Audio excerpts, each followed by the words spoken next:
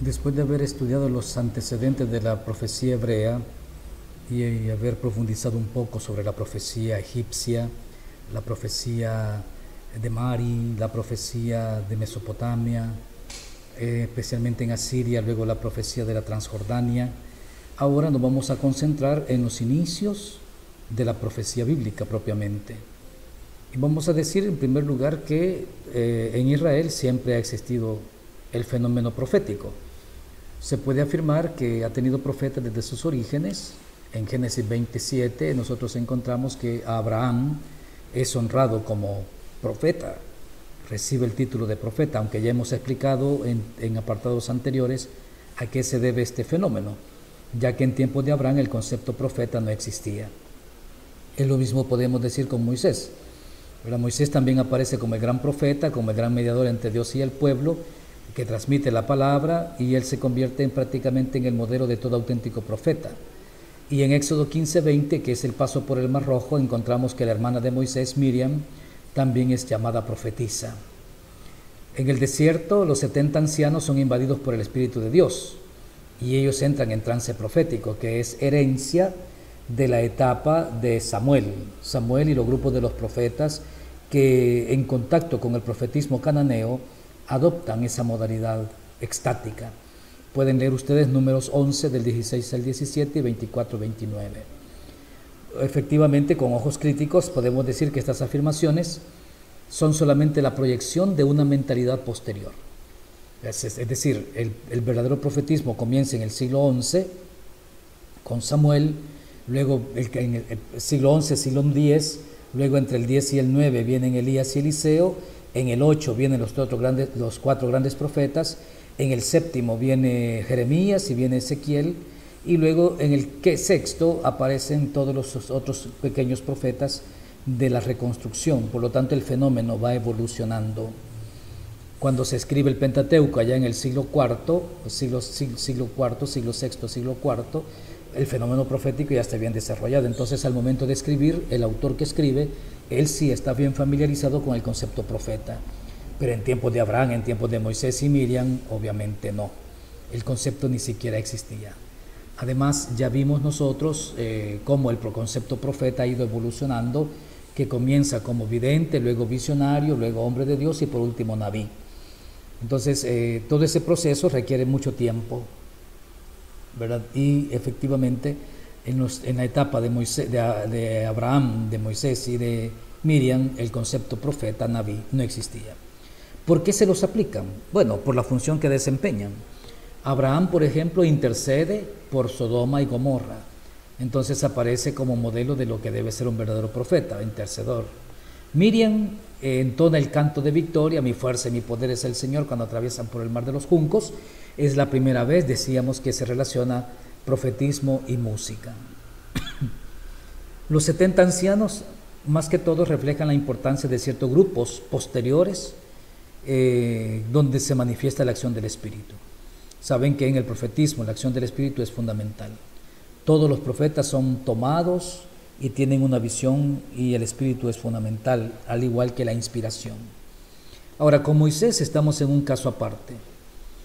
Resulta imposible distinguir, ¿verdad?, entre la figura histórica de Moisés y la proyección de generaciones posteriores. Aquí vamos a hacer una afirmación importante. La figura de Moisés, tal como aparece en el Antiguo Testamento, en el Pentateuco, es una figura ya teologizada, es decir, una figura que ya está prácticamente enriquecida con varios factores y elementos de la reflexión teológica del pueblo de Israel. Por eso decimos que distinguir entre el Moisés histórico y la figura de Moisés del Pentateuco es bien difícil. Lo que realmente hay de histórico y lo que ya existe de reflexión teológica por parte del pueblo de Israel.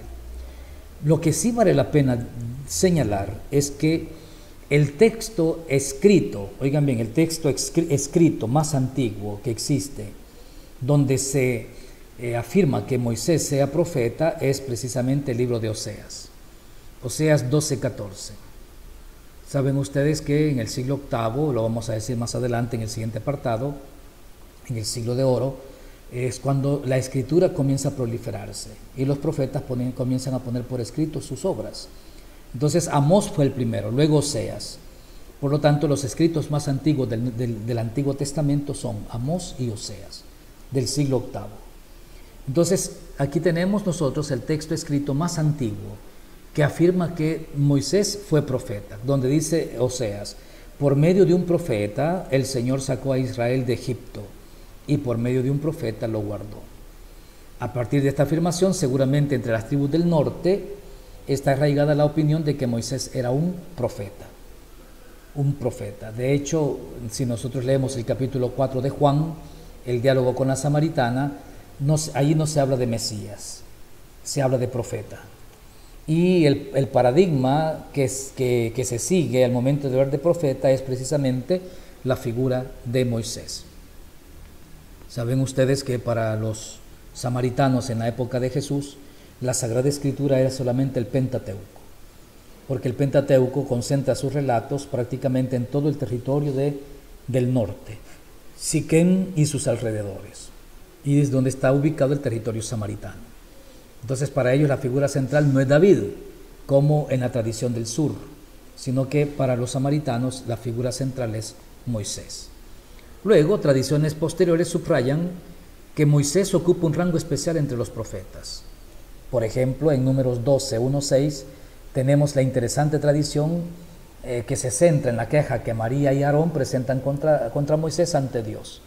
Y ante esta queja, Dios se disgusta y el mismo Dios afirma que lo específico de Moisés como profeta es el don que Dios le ha concedido de hablar con él cara a cara. Y esta es característica de todo profeta, el diálogo con Dios, la comunicación con lo divino. Entonces, este aspecto de la comunicación directa con Dios y de la transmisión de su palabra es quizá el más importante para la historia de la profecía y relacionado con Moisés. Luego de Números saltamos al Deuteronomio en el capítulo 18 y ahí encontramos un pasaje programático. Yo les invito a que ustedes lo lean en el momento de estudio, lo lean y vean cómo está estructurado estos versículos del 9 al 20. Es un pasaje programático sobre los profetas. Y efectivamente presenta a Moisés como el mediador entre el pueblo y el Señor. De tal manera que ante los truenos y relámpagos y toda la fenomenología cósmica que se presenta cuando Dios se acerca al campamento, la gente prefiere que sea Moisés. Pero la gente, el pueblo siente miedo de escuchar directamente a Dios, entonces prefieren que sea Moisés el que sirva de mediador. Para algunos estudiosos, a la base del profetismo posterior se puede establecer un paralelismo con los árabes y afirman que junto con los sacerdotes, los hebreos debían tener desde los tiempos premosaicos otros hombres de Dios.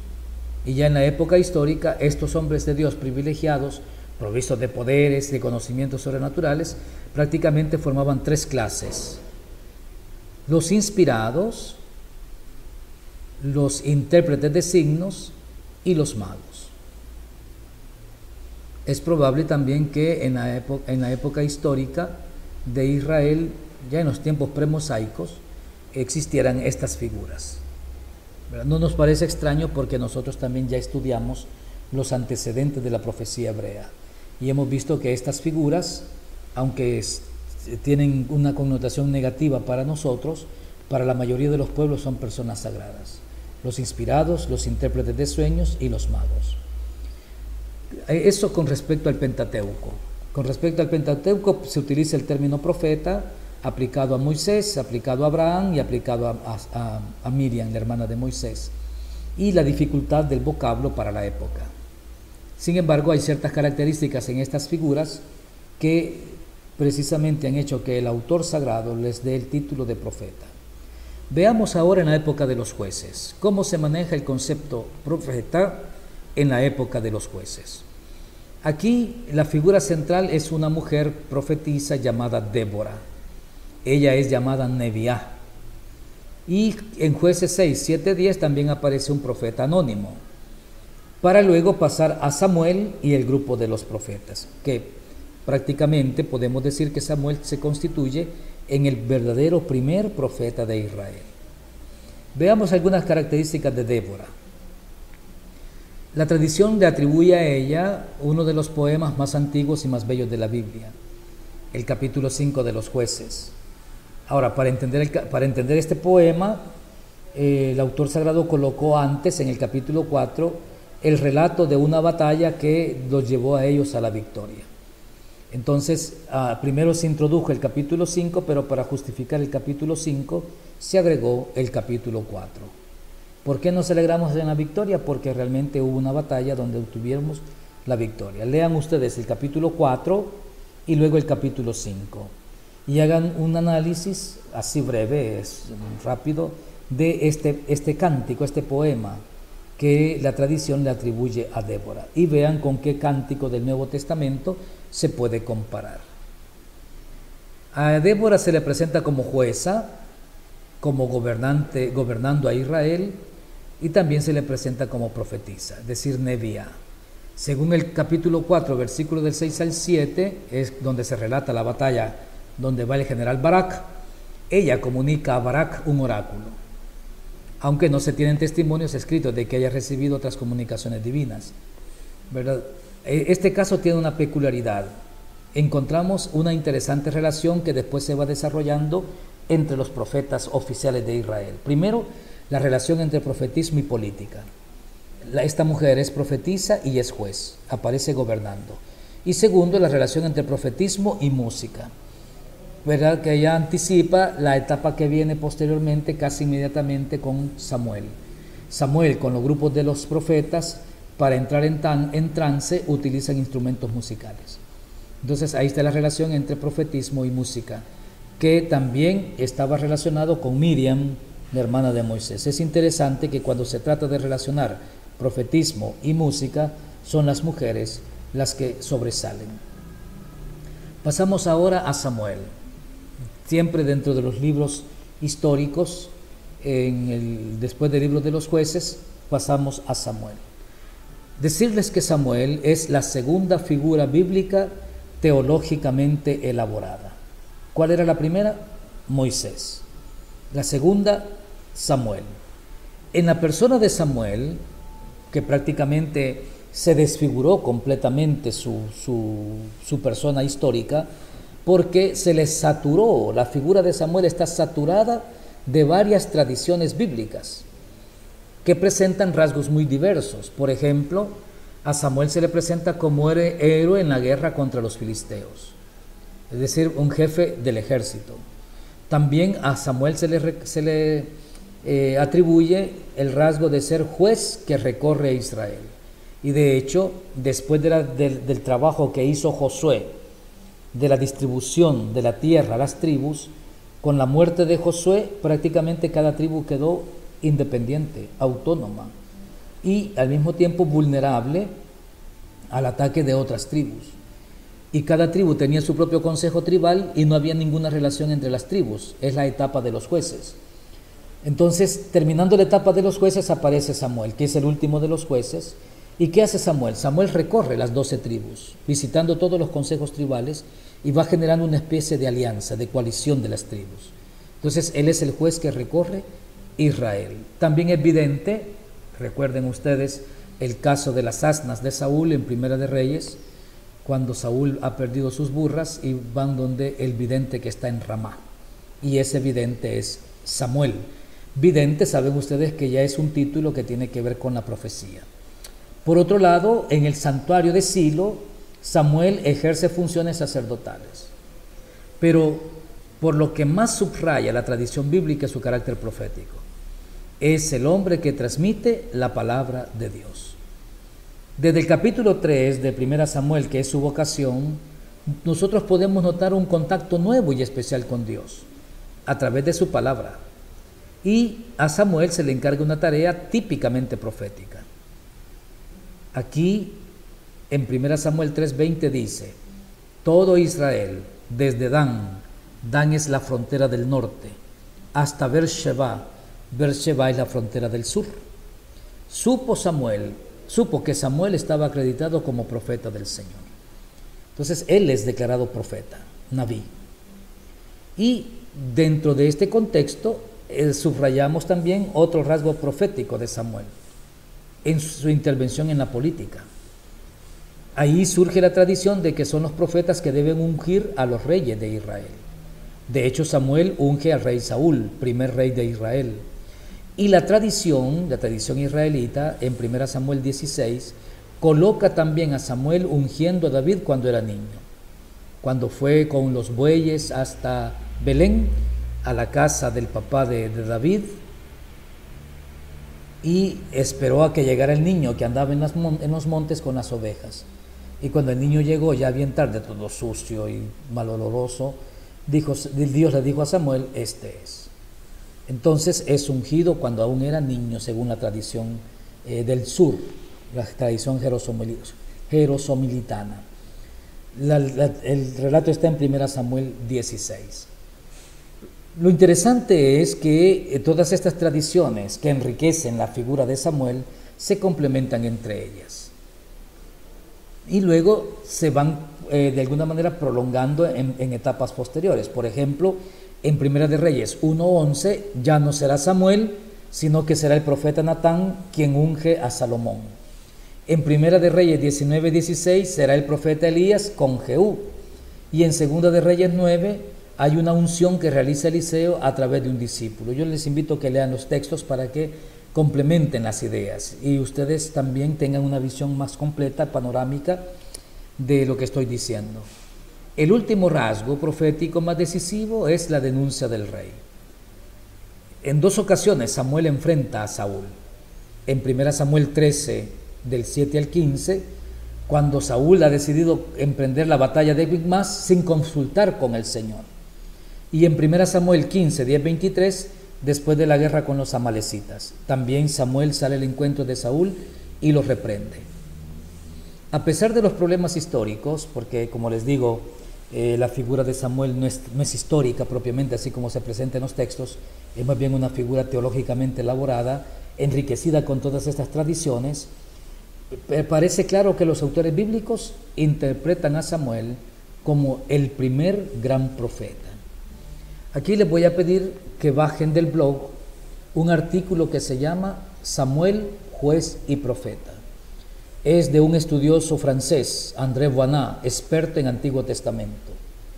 Y me interesa que, lo leen todo, hagan una especie de síntesis y profundicen, deténganse un poquito en la narratología. Me interesa que ustedes entiendan que es narratología, que es prácticamente el género literario con que está escrito los 2 libros de Samuel. Entonces, a este punto que hemos hablado de Samuel, yo les invitaría, pongan pausa al video, bajen el material del blog que se llama Samuel, juez y profeta y léanlo, estúdienlo, analícenlo, escríbanlo, saquen una síntesis, de tal manera que ustedes puedan manejar el esquema del documento y puedan clarificar conceptualmente qué es la narratología. Bien, continuamos. Junto a Samuel aparece un nuevo fenómeno, lo que se llamará en el Antiguo Testamento Ha'ebel Nevi'im, que significa los grupos de los profetas o la confederación de los profetas. Aparecen mencionados en 1 Samuel 10, del 5 al 13, y en 1 Samuel 19, del 18 al 24. Son como una especie de seminaristas que están en torno a la figura de Samuel y están aprendiendo de Samuel cómo hacer el trabajo profético. Ellos presentan estas características, se parece mucho al seminario, vean. Primero, viven en comunidad, no están en la casa como ustedes están en la casa en este momento, viven en comunidad como cuando están en el seminario.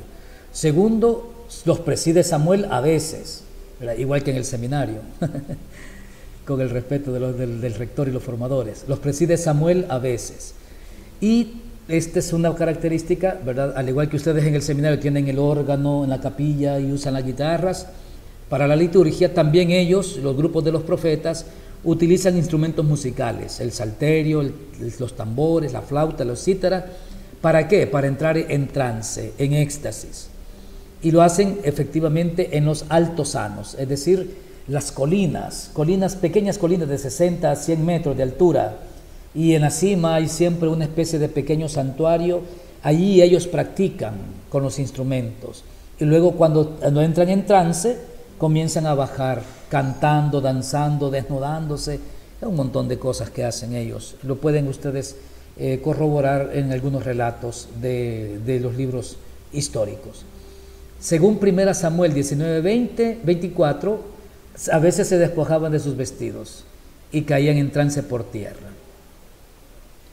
¿Qué relación tiene con el profetismo clásico de Israel, esta experiencia de los grupos de los profetas?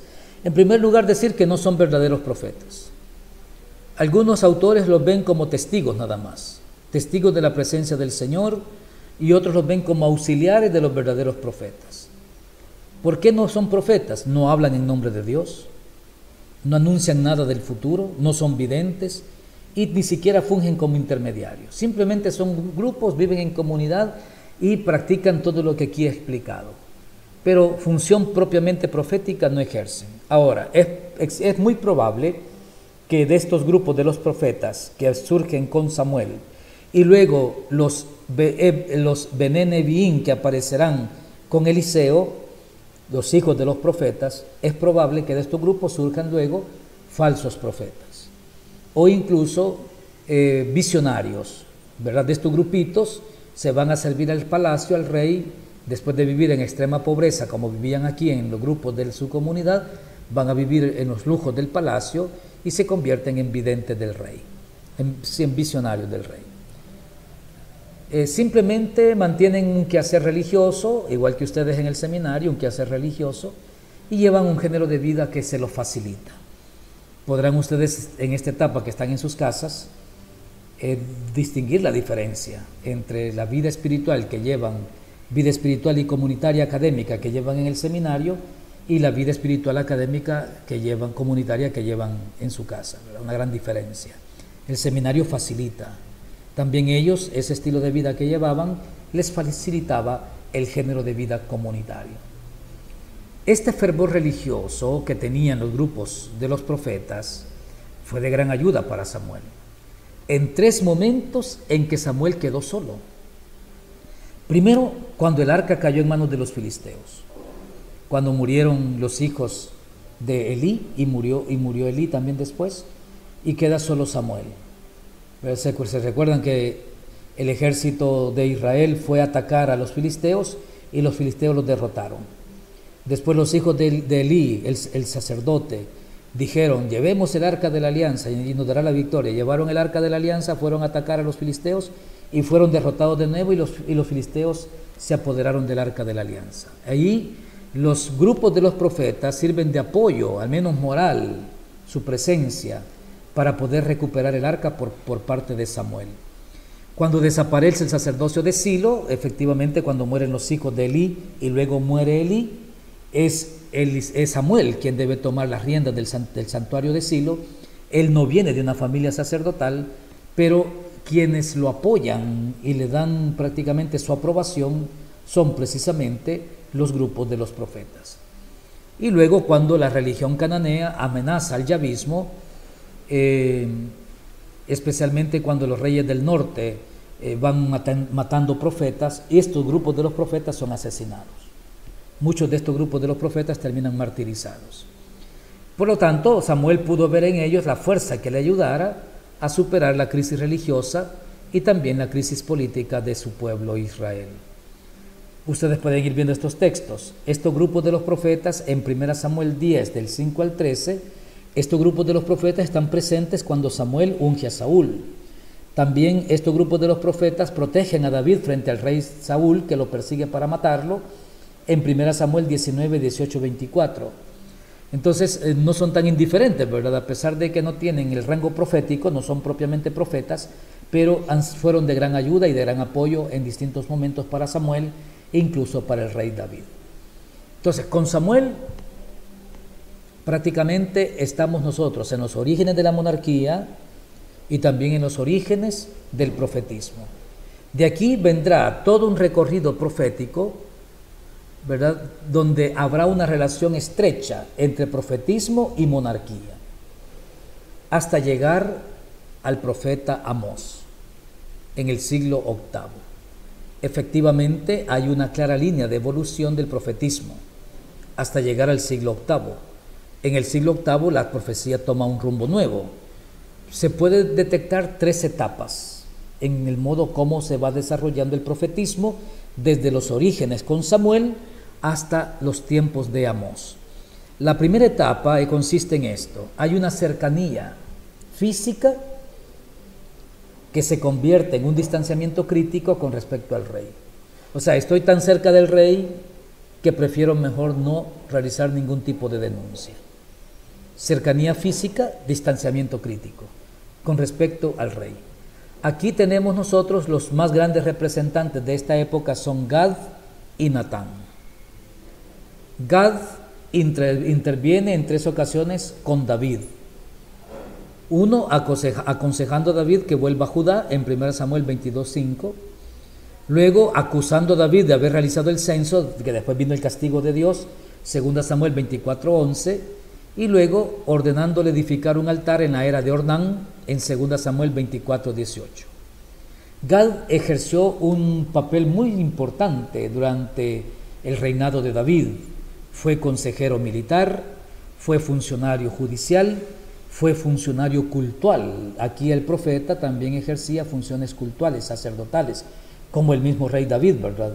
Él se atribuía funciones sacerdotales que no le pertenecían, pero como era el rey, él se los atribuía. Entonces vean qué importante es la función de Gad. Luego Natán. Natán todavía tiene más importancia que Gad. Es el profeta principal de la corte en 3 momentos decisivos. Cuando pretenden construir el templo, en 2 Samuel 7.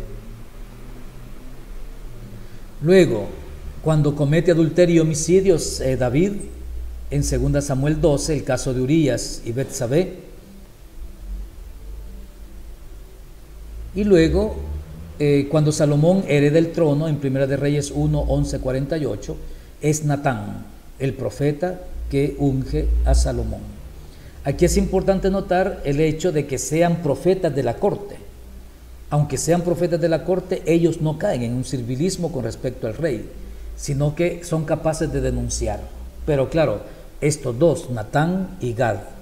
Hubo muchos otros profetas de la corte, ¿verdad?, visionarios, que no eran capaces de denunciar al rey porque no les convenía. El rey los mantenía viviendo en el palacio, vivían en medio de lujos, comodidades, tenían comida, por lo tanto no les convenía desairar al rey, los falsos profetas. Pero estos dos, Natán y Gad, sí, actúan con rectitud y con sinceridad, denunciando incluso a los reyes, y los reyes aceptan su palabra. Luego viene la segunda etapa. La segunda etapa se caracteriza por la lejanía física. Ya el profeta abandona el palacio, abandona la corte y se va a vivir a la periferia. Se da una separación con respecto al rey. Y el ejemplo significativo lo encontramos con el profeta Ahías de Silo, del que se conservan 2 relatos. Ustedes los leen, por favor. Primera de Reyes 11, 29, 39 y Primera de Reyes 14, 1, 8. En ambos relatos se trata de una denuncia en contra del rey Roboam I de Israel. Es Roboam, no Reboam. Roboam I de Israel. En el primer caso, Ahías se acerca a Roboam para prometerle el trono. Y en el segundo caso, en el capítulo 14, para condenarlo a muerte por su conducta. Son las 2 veces que Ahías de Silo se acerca al rey Roboam I. Esto demuestra que no hay un compromiso con el rey, sino que el compromiso es con la palabra de Dios. Y aquí también resulta interesante comprobar que Ahías no vive en la corte, ni siquiera vive cerca del rey, como Gad y Natán. La primera vez el profeta sale al encuentro del monarca, y la segunda vez es la esposa del rey que busca al profeta. De aquí viene la tercera etapa. Se concilia la lejanía progresiva de la corte y hay un mayor acercamiento al pueblo. Entonces el profeta se mantiene lejos de la corte, se mantiene lejos del rey, pero el profeta comienza a tener cercanía con la gente del pueblo. Aquí el ejemplo más patente es Elías. En los casos de Ahías y Miqueas ben Jimla, que aparecen en 1 de Reyes 22, cuando el rey busca al profeta, lo encuentra, ¿verdad? El rey busca a Ahías, Ahías llega. El rey busca a Miqueas ben Jimla y Miqueas ben Jimla llega. En cambio, con Elías no sucede así. Como dice Abdías, un servidor del rey Ahab, le dice: no hay país ni reina donde mi Señor no haya enviado gente a buscarte. Le está reclamando al profeta Elías. Cuando yo me separe de ti, yo sé que el Espíritu del Señor te llevará no sé a dónde. Yo informaré a Ahab, pero luego no te encontrará y me matará. Primera de Reyes 18:10 y siguientes. Esto para decir, ¿no?, este texto, que Elías no tiene ningún interés en encontrarse con el rey. Ni aunque el rey lo busque, ni aunque el rey lo mande a llamar, Elías se mantiene distanciado del rey completamente. Pero al mismo tiempo se mantiene cercano a la gente. Elías nunca pisó el palacio de Ahab. Fíjense, en Primera de Reyes 21, Elías le sale al encuentro al rey Ahab por el caso de la viña de Nabot, que fue un caso muy delicado, y Elías sale a su encuentro enojado, disgustado, y lo amenaza al rey Ahab. Luego, en Primera de Reyes 18-19, se acerca al rey por mandato de Dios, exige la presencia de todo el pueblo y los 450 profetas de Baal. Es cuando los degolla a todos. Allí está cerca de Baal. Y luego, cuando muere el rey Ahab, quien sube al trono de Samaria es el rey Ocosías. Y el profeta Elías tampoco tuvo buenas relaciones con Ocosías. Nadie pudo obligarlo a presentarse ante el rey. Lo hizo voluntariamente solo una vez. Lo pueden leer ustedes en el capítulo 1 de Segunda de Reyes. ¿Cuál fue esa vez? Se acercó al rey Ocosías para anunciarle que iba a morir. Y efectivamente Ocosías murió de una grave enfermedad. Por el contrario, la otra cara de la moneda es esta. Elías se acerca a la gente. Así lo demuestra el episodio de la viuda de Sarepta en Primera de Reyes 17, 9, 24. Se queda a vivir en la casa de esta mujer pagana, de una mujer sidonita, y incluso le resucita el hijo y le facilita el alimento, porque ni el aceite se agotó ni la harina se acabó. Y luego también se ve la cercanía con la gente en el juicio del Monte Carmelo, al que ya hicimos referencia en el capítulo 18 de Primera de Reyes. Veamos un poco los ciclos de Elías y Eliseo. Y aquí de nuevo les voy a dejar la tarea de bajar del blog un artículo que hay sobre Elías y Eliseo. Estudien bien ese artículo porque es material de examen y no lo confundan con el material que voy a desarrollar en este momento. Son dos enfoques complementarios. El enfoque del artículo que ustedes van a bajar del blog complementa lo que voy a explicar acá. Lo que yo explico aquí en la materia, en el material, es lo elemental.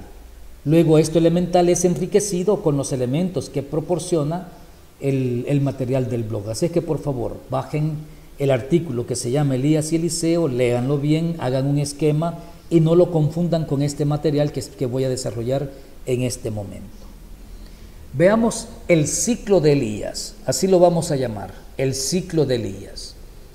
Elías, su nombre en hebreo es Eliyahu, Elí, mi Dios, Yahvé, mi Dios es Yahvé. Elías desarrolla su actividad durante los reinados de Ahab y de Ocosías, eso ya lo dijimos antes. Estamos entre los años 874 y 852 en el reino del norte,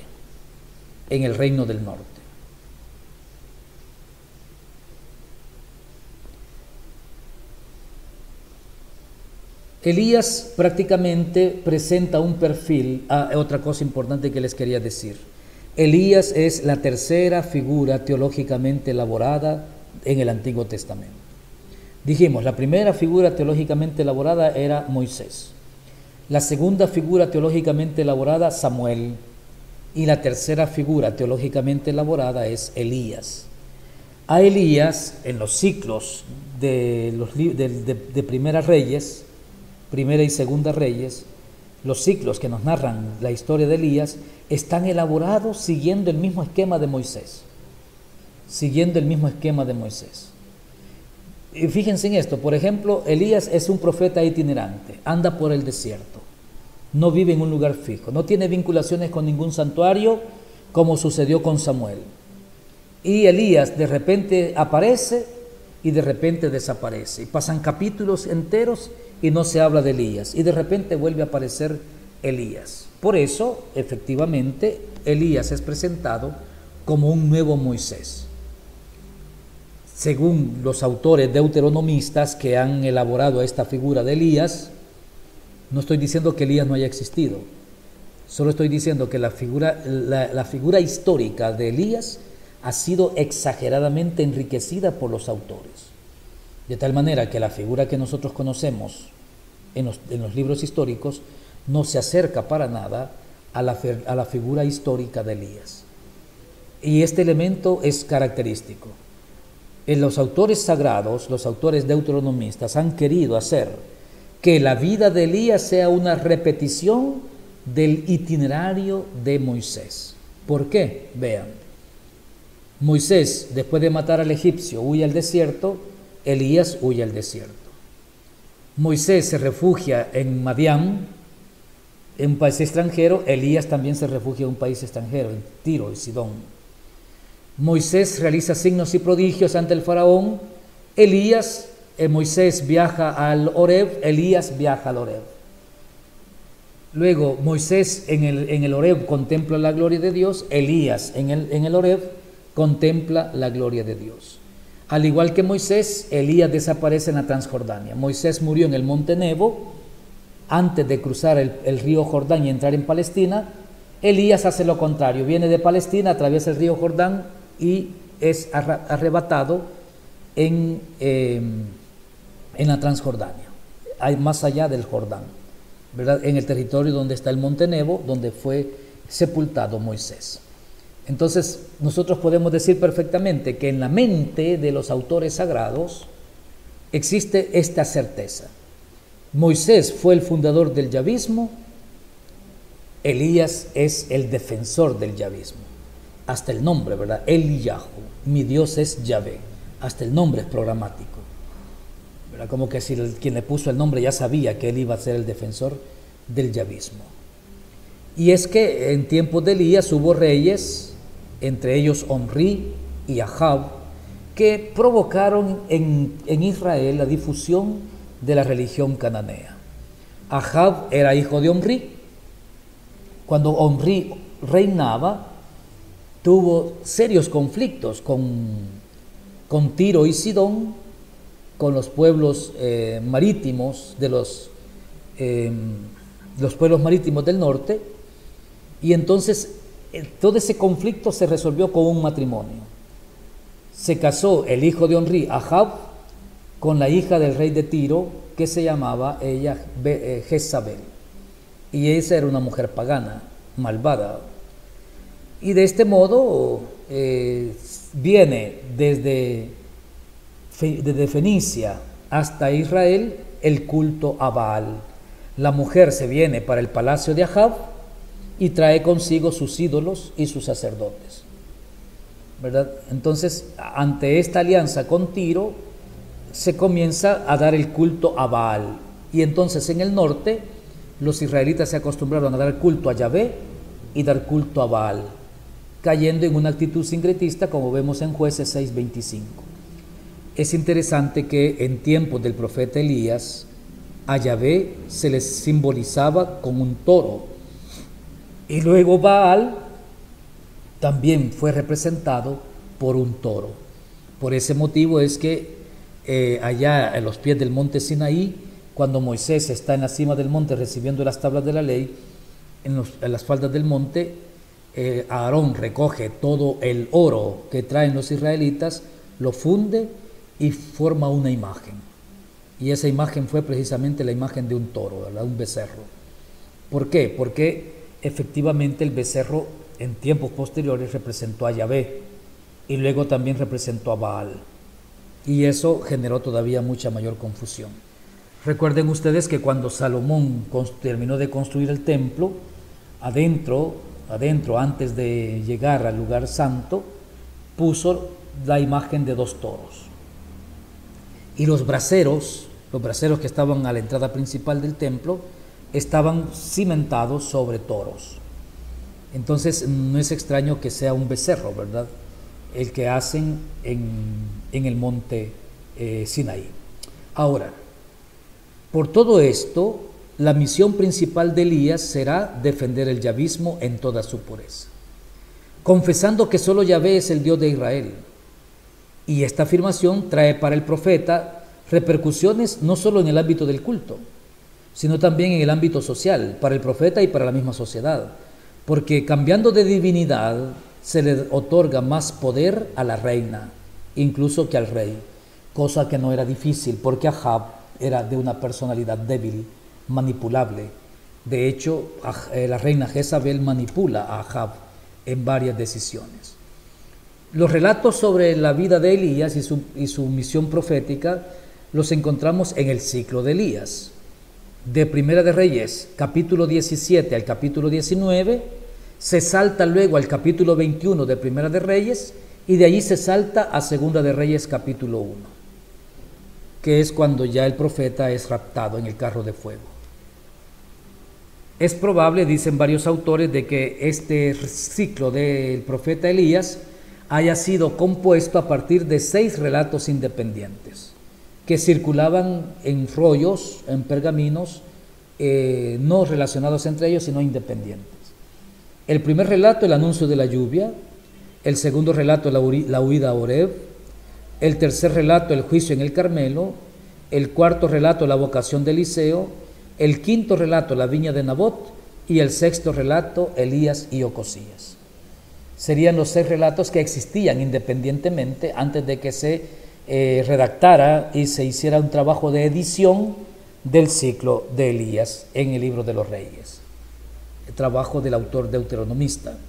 Estos relatos efectivamente fueron unidos por un redactor final, relacionándolos con otras narraciones milagrosas. Ahora, el autor moderno, con su mentalidad crítica actual, se puede preguntar por la historicidad de los relatos. Sin embargo, ¿verdad?, cualquier tipo de respuesta debe basarse en el análisis minucioso de los textos. Y sin embargo, 2 cosas parecen fuera de duda. Primero, Elías fue una personalidad extraordinaria, de gran influjo en el pueblo y en la política de Israel. Y segundo, salvó el yavismo en un momento crítico, llevando a la vida el contenido programático de su nombre, ¿verdad? Yahvé es mi Dios es Yahvé. Elí, mi Dios, Yahu, mi Dios es Yahvé. Veamos ahora el ciclo de Eliseo.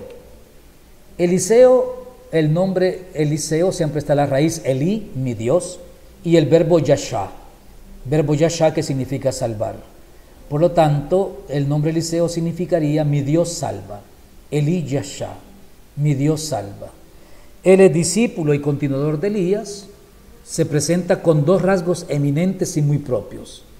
El primer rasgo es que es el santo más milagrero, especializado en milagros de agua. Elías Elías sería prácticamente el San Antonio de la Iglesia Cristiana Católica. Saben ustedes que el San Antonio es el santo más milagrero de todos los santos, que incluso dicen la gente que si lo ponen cabeza abajo es capaz de encontrarle novio a cualquier muchacha. Entonces, solamente San Antonio se le puede comparar a Eliseo. Es el santo más milagrero, especializado en milagros de agua. Y segundo, este es un poquito más importante, Eliseo es el profeta que dirige los movimientos políticos. Eliseo se permite cambiar dinastías en el trono de Samaria.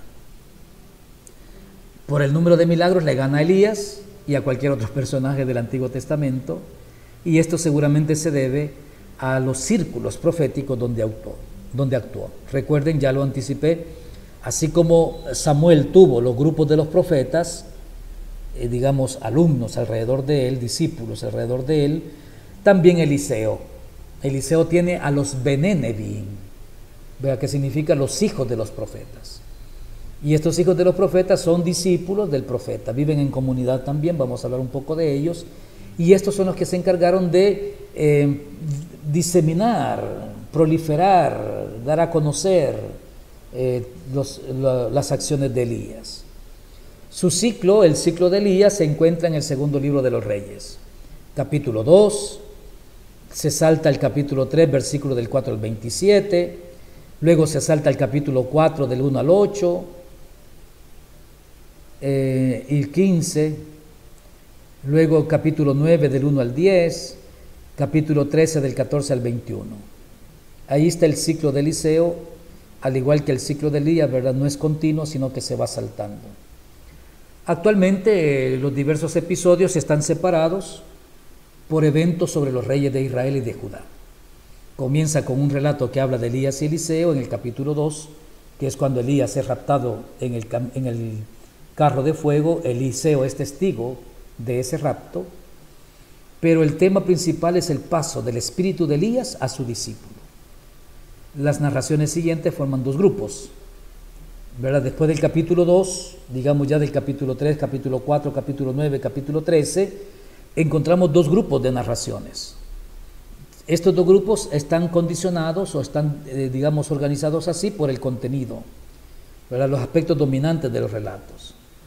Primero encontramos historias milagrosas y populares, ¿verdad? Como el agua de Jericó, los niños de Betel, la viuda de la Sunamita, la olla, la multiplicación de los panes, la curación de Naamán, el hacha perdida en el Jordán, la resurrección de un muerto. Todo esto es el primer grupo de relatos, ¿verdad? Historias milagrosas. Y el segundo grupo de relatos, ¿verdad?, presenta aspectos diversos, pero relacionados con la política. La guerra de Jorán contra Mesá de Moab, la guerra con Siria, pone de relieve lo milagroso, Eliseo y Hazael de Damasco, el asedio de Samaria, el hambre en la ciudad, la unción de Jehú como rey de Israel, el anuncio de la victoria contra Siria. Ahí termina el ciclo, en el capítulo 13. Entonces, bien dividido, ¿verdad?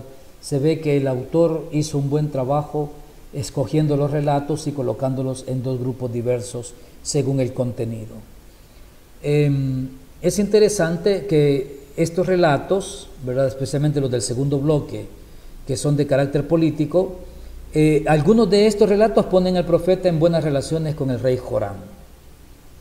Pueden leer ustedes el capítulo 6, del 8 al 23. Pero luego, si leyeron antes el capítulo 3, del 4 al 27, se dan cuenta que tiene malas relaciones con el rey Joram. Y si leen el capítulo 6, del versículo 24 al capítulo 7, versículo 2, se darán cuenta de que entre el rey Joram y Eliseo las relaciones son a medias, ¿verdad? Ni tan ni muy. Entonces se ve que dentro de las corrientes todavía hay pequeñas tradiciones que presentan aspectos diversos, complementarios, ¿verdad?, entre ellos. Ahora, demos un paso más. Relacionado a Eliseo están los Bené Neviim, ya les había hablado de ellos. Esta Bené Neviim es una expresión curiosa que no debe ser entendida en sentido físico, de que sean hijos del profeta, no. La expresión aparece 10 veces en el Antiguo Testamento, y de las 10 veces, 9 están en torno al profeta Eliseo. Algunos datos que se encuentran sobre estos Bené Neviim. Primero, se encuentran en localidades al sur de Israel, posiblemente relacionados con un santuario local. Podría ser Betel, Jericó o Gilgal. Luego, estaban casados algunos, según dice 2 de Reyes 4.1, no eran célibes. Y luego llevaban una cierta de vida comunitaria. En esto se parecen a los Ebel Neviim de Samuel, 2 de Reyes 2 y 2 de Reyes 4, del 38 al 41. Estos Bené Neviim llevan una vida comunitaria, o al menos se reunían de vez en cuando para escuchar al maestro. Lo vemos en 2 de Reyes 4, 38 y 2 de Reyes 6, 1. Es probable que estos Bené Neviim fueran personas de bajo nivel social, viviendo de la caridad pública, según 4.8. Algunos tenían incluso grandes deudas, según lo que podemos leer en 4.1 y siguientes, y es el mismo Eliseo que los invita a comer de lo que les regalan, en capítulo 4, versículo 38 al 41.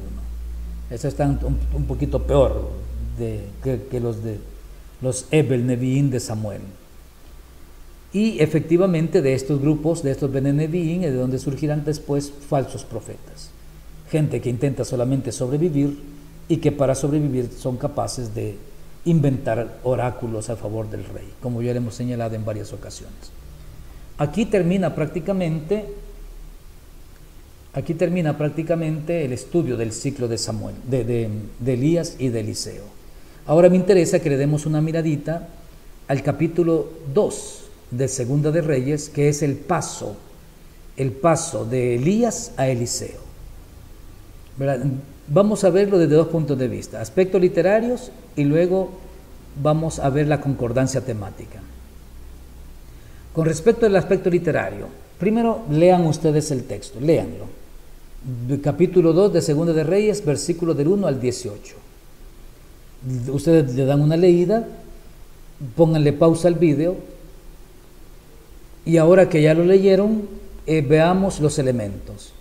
En el versículo 1 encontramos los antecedentes del evento principal.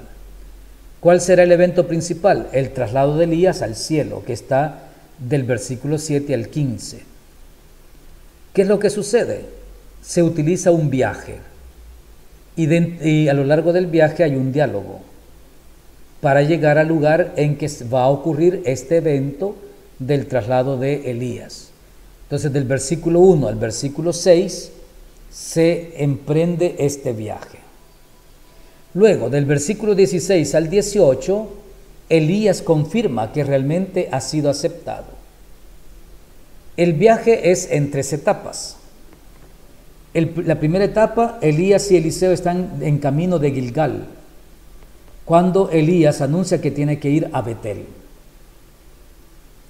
Entonces, Eliseo se niega a irse y caminan juntos hasta Betel. Esta saga se repite en Betel.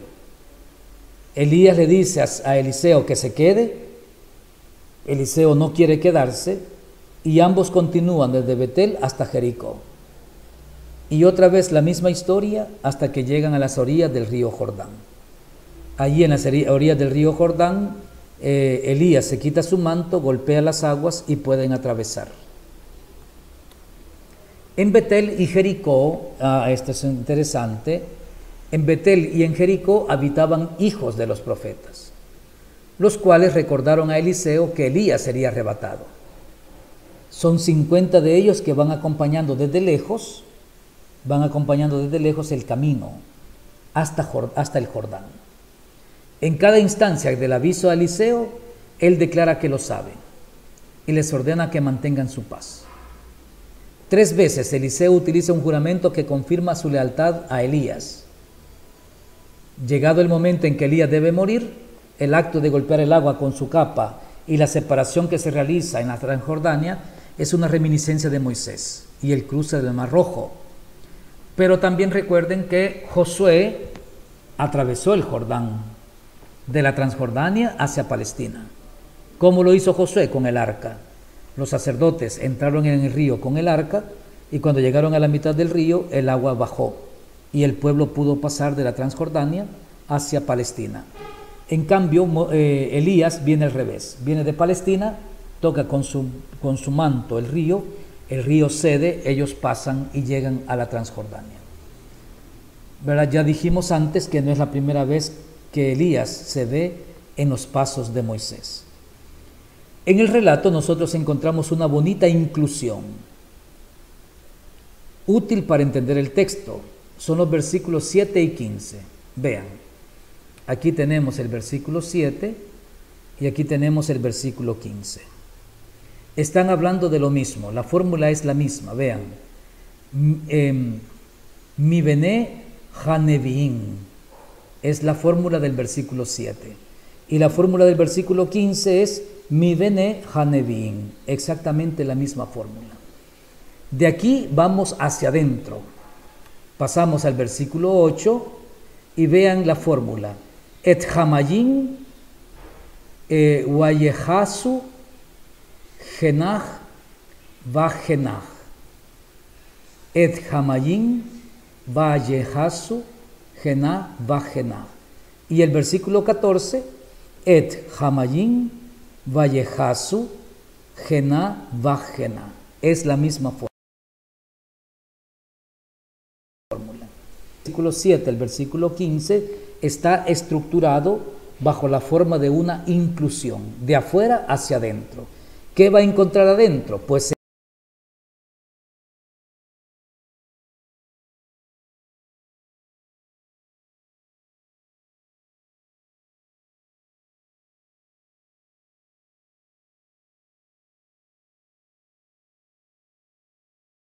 en el centro está el espíritu Elías.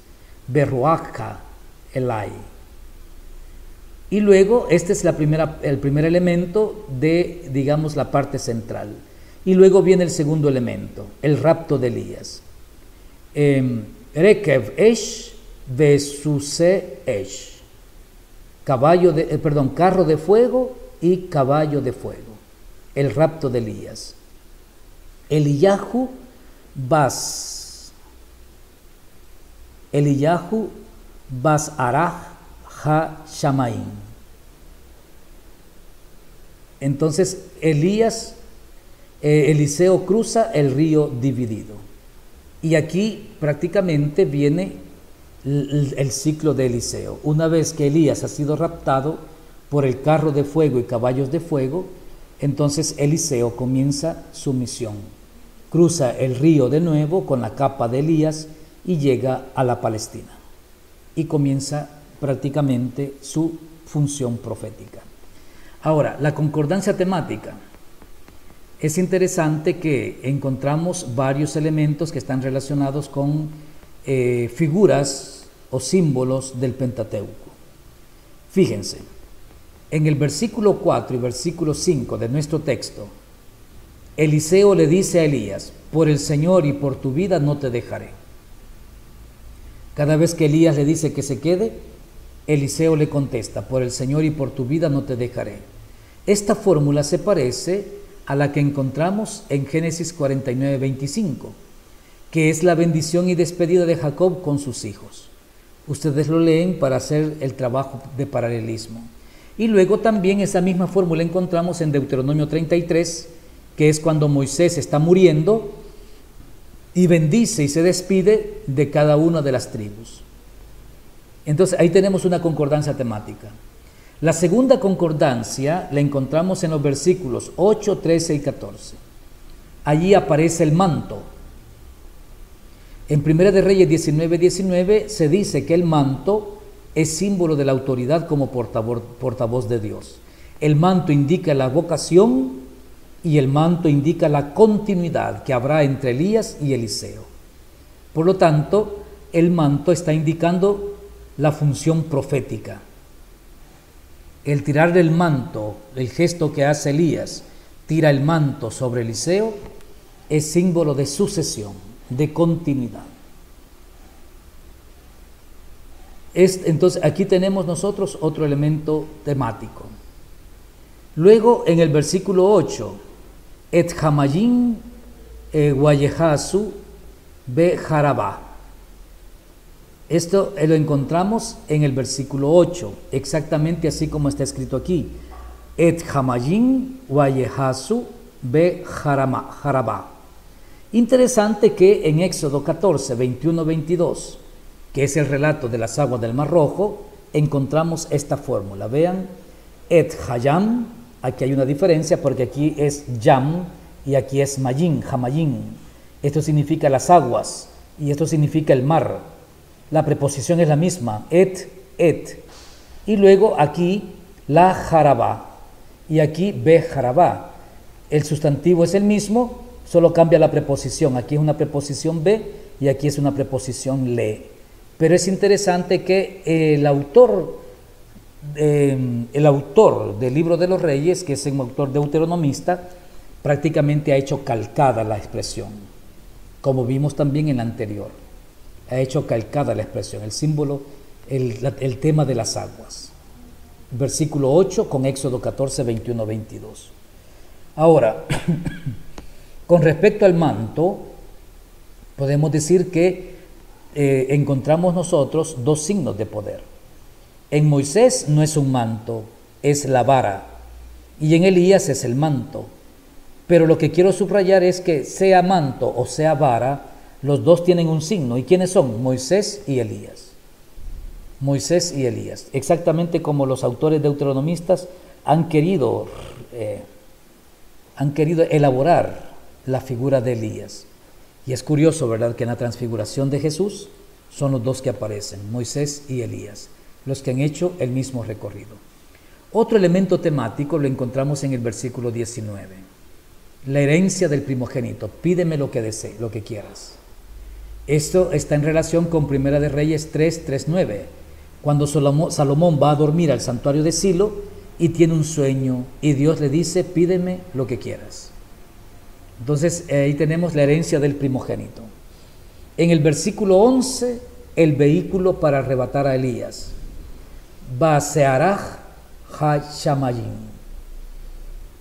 Es arrebatado en el versículo 11 por Searaj ha-shamayim. Y luego Rekeb Esh Besusa Esh, el fuego, carro de fuego, caballo de fuego. ¿Dónde? Más allá del río, más allá de las aguas. En las aguas es arrebatado. Es interesante que en 2 de Reyes 6:17 el símbolo del ejército poderoso de Dios son caballos de fuego.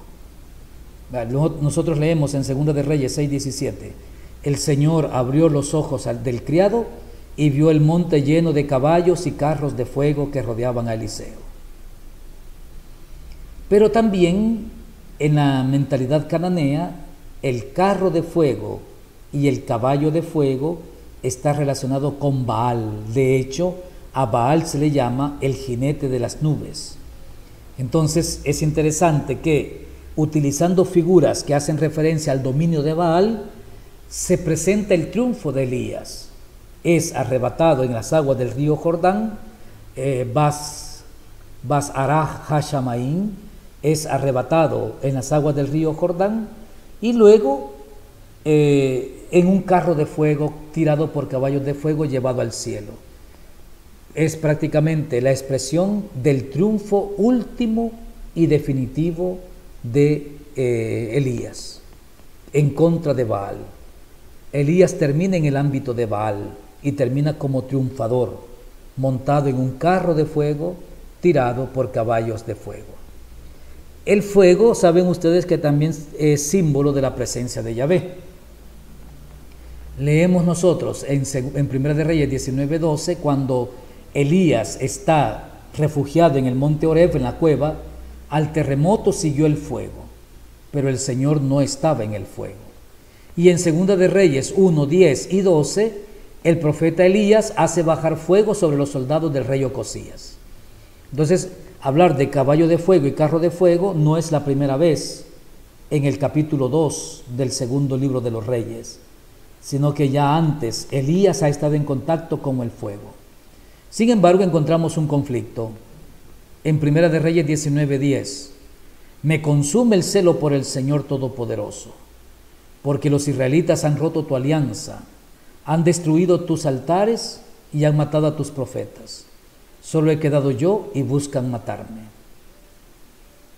Y entonces pasa Dios en una brisa suave, ¿verdad? No en el fuego, sino en una brisa suave. Complementa el versículo 14, me consume el celo por el Señor Todopoderoso, porque los israelitas han roto tu alianza, han destruido tus altares y han matado a tus profetas. Solo he quedado yo y buscan matarme. Y luego en el versículo 16, Dios le manda ungir a Eliseo como sucesor suyo. Todo esto ahí en el monte Oreb, en la cueva donde va a pasar el Señor Yahvé, para fortalecer la fe de Elías, de aquel que dijo: Yahvé es mi Dios, o mi Dios es Yahvé.